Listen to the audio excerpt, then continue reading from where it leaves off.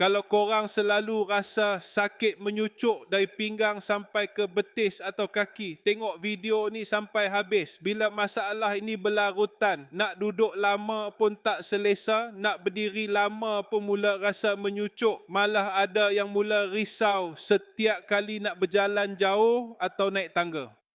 Sebab itu penting untuk memberi sokongan kepada fungsi saraf dan pergerakan harian. Dengan formulasi seketika, korang mungkin mula perasan pergerakan jadi lebih selesa.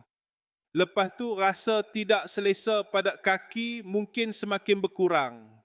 Selain itu, duduk atau berdiri dalam tempoh yang lebih lama mungkin terasa lebih mudah. Ramai pengguna juga suka bagaimana mereka boleh bergerak dengan lebih yakin setiap hari.